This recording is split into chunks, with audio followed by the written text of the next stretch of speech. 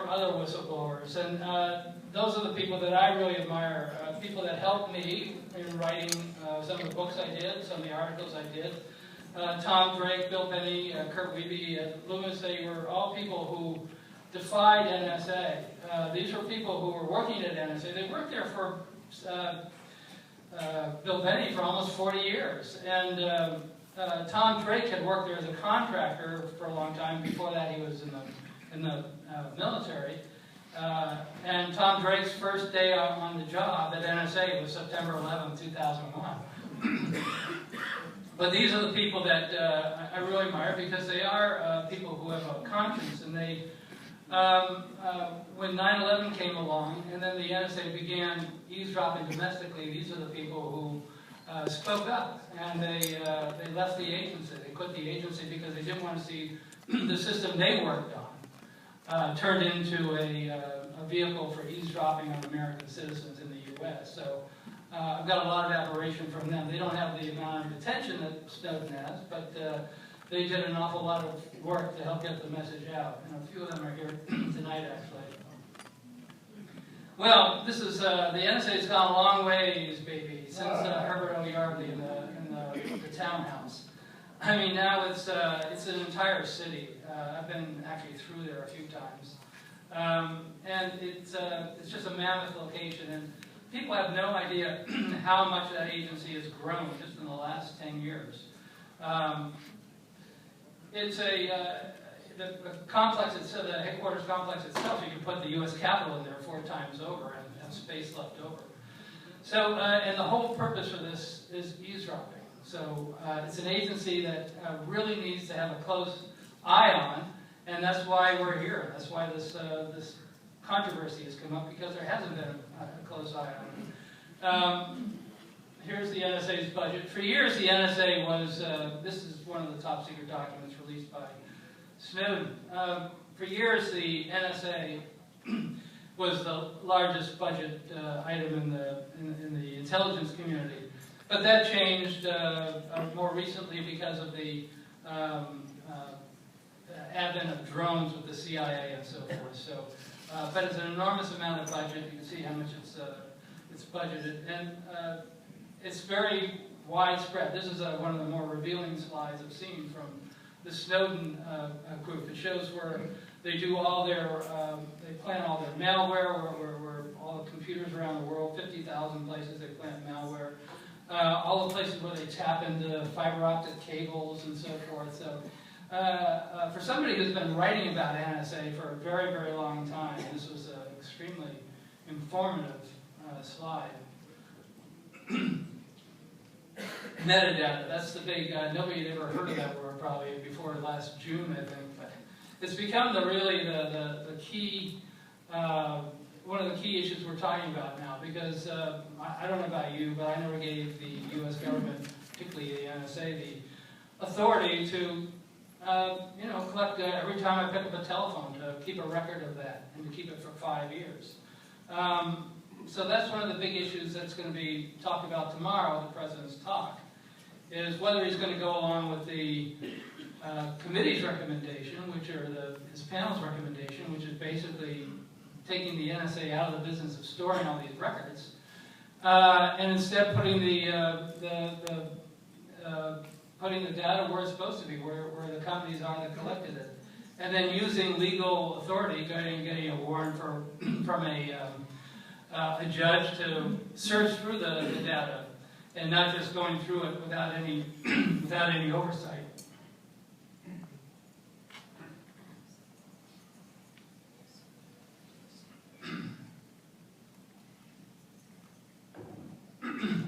Anyway, so metadata is a really big problem. One of the things that has come up more recently was these 2 decisions on the issue of metadata. One was Judge Richard Leon, a federal judge in Washington, and the other was Judge William Pauley in New York. I don't know if it made any difference, but I grew up with Judge Leon and went to law school with him. But we've never agreed on anything in 30 years.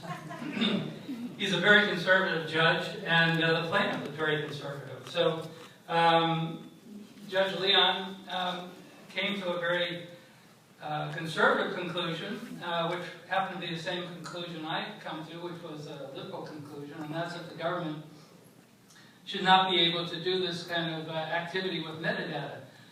Judge William Pally came to the opposite conclusion.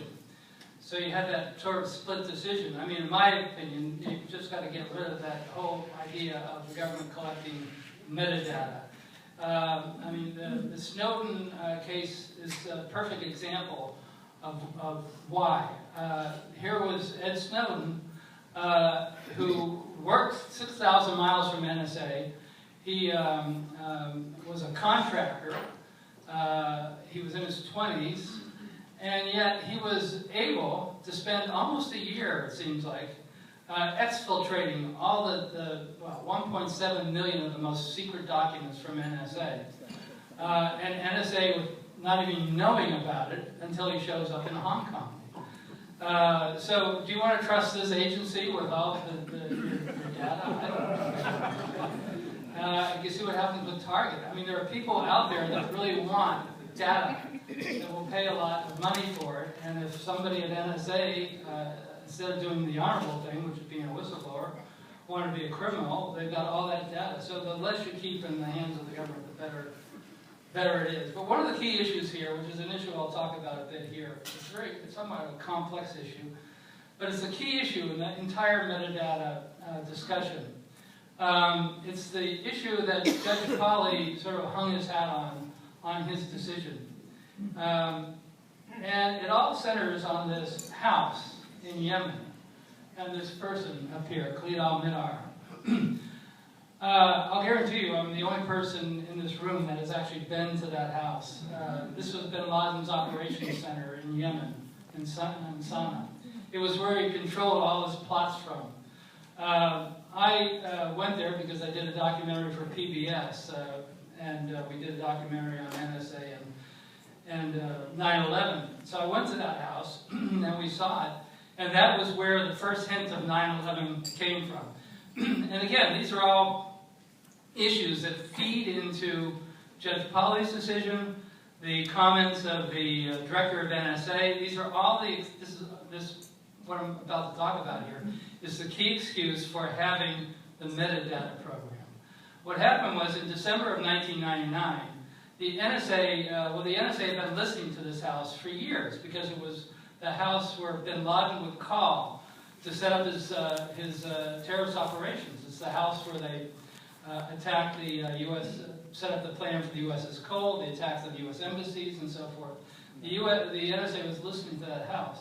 Then in December of 1999, they picked up a communication, and it was from Afghanistan, and it said, send Khalid and Nawaf to Kuala Lumpur for the meeting.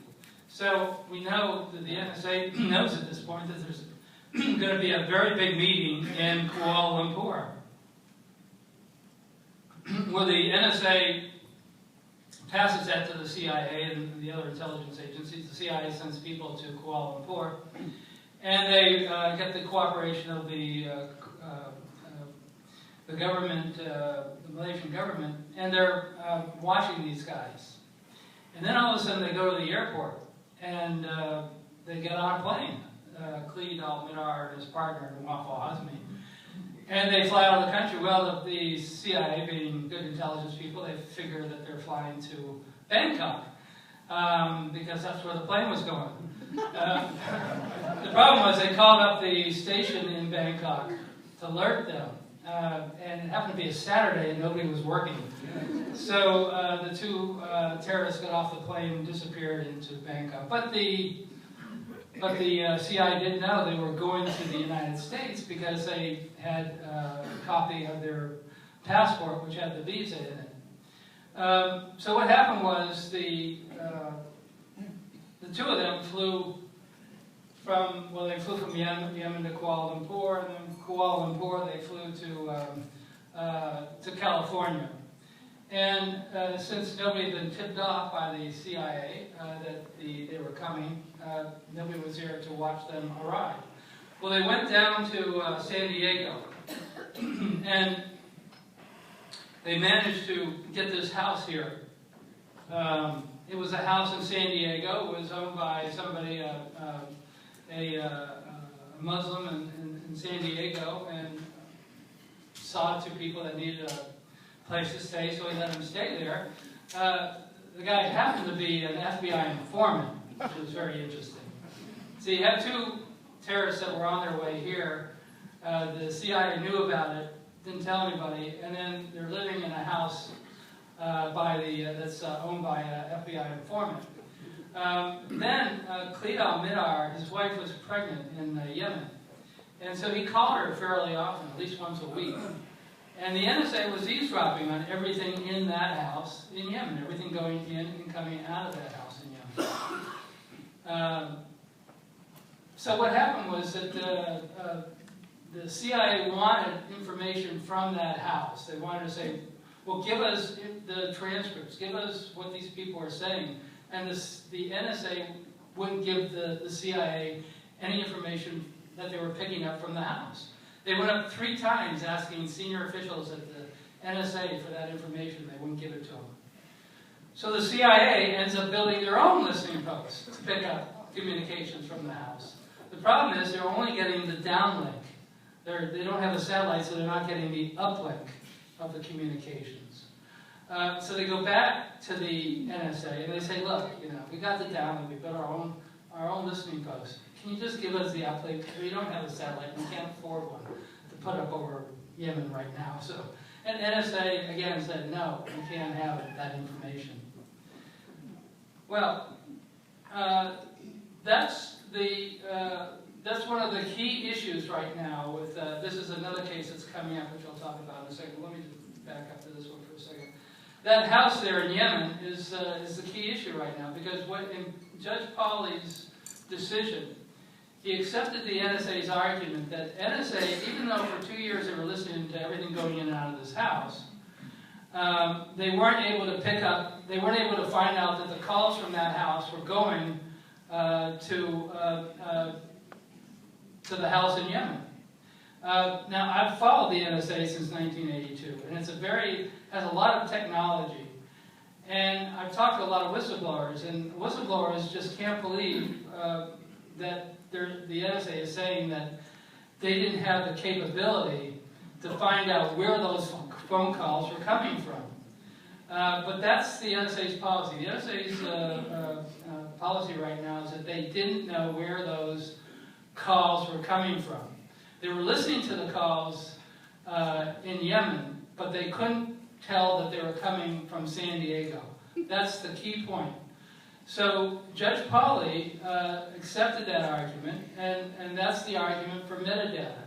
Because the NSA couldn't tell where those phone calls were coming from, then you have to collect everybody's metadata in the United States.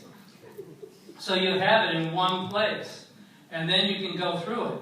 So you don't have another 9/11, but that's their argument. So again, these are things that are somewhat complicated. They're not usable in a soundbite on television, but they're critical to this whole issue of metadata, and it needs more writing about it in the journalist community. Because a lot of this, again, whistleblowers I've talked about are saying, are you kidding? We put all this technology out there and you can't tell where the telephone's coming from? Everybody heard caller ID?